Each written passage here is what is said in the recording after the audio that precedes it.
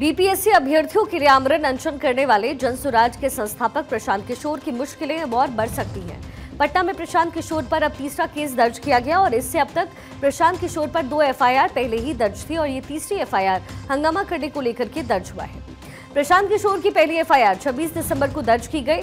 इसी तरीके से दूसरी एफआईआर 2 जनवरी को दर्ज होती है, जब वो बिना इजाजत गांधी मैदान में अनशन पर बैठ गए। और तीसरी एफआईआर अब कोर्ट के अंदर हंगामा करने को लेकर के दर्ज की गई है। उन मुकदमों में गिरफ्तारी के बाद वो कोर्ट के आदेश पर थाने से ही जमानत पर छूट गए।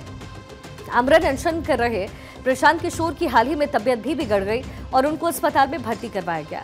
और पटना के पीर बहोर थाने में पीके के खिलाफ तीसरी एफआईआर दर्ज हुई। प्रशांत किशोर पर दर्ज की गई तीसरी एफआईआर में कई तरीके के आरोप भी लगाए गए हैं। कौन कौन से हैं?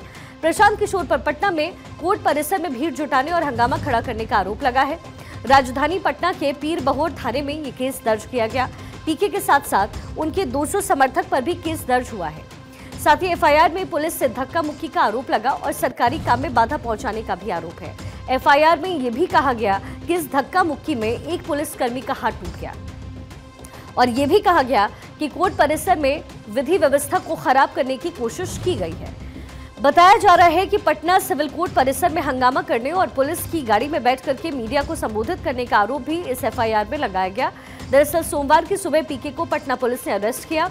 इसके बाद गांधी मूर्ति के पास अनशन स्थल को खाली करवाया गया। बाद में प्रशांत किशोर को कोर्ट ले जाया गया, जहां 25,000 रुपए के निजी मुचलके पर पीके को जमानत मिल सकी।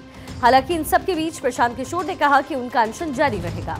पटना जिला प्रशासन की तरफ से साफ किया गया कि प्रशांत किशोर को बेऊर जेल नहीं ले जाया गया है, बल्कि कोर्ट में जमा भीड़ को काबू करने के लिए प्रशांत किशोर को वहां से हटाकर बेऊर थाने में ले जाया गया।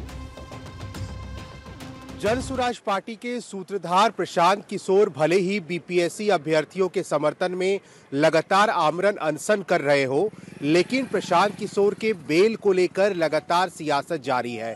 एक तरफ जहां प्रशांत किशोर और उनके वकीलों का ये दावा है कि माननीय न्यायालय ने प्रशांत किशोर को अनकंडीशनल बेल दिया है, जो बिना शर्तों वाला बेल है, लेकिन इधर सत्ताधारी ने प्रशांत किशोर को लेकर के गंभीर आरोप लगाए हैं कि प्रशांत किशोर को माननीय न्यायालय के द्वारा अनकंडीशनल बेल नहीं बल्कि कंडीशनल बेल मिला है। और ये कहा गया है कि जब भी कोर्ट और थाने के जरिए प्रशांत किशोर को बुलाया जाएगा, उन्हें हाजिर होना होगा।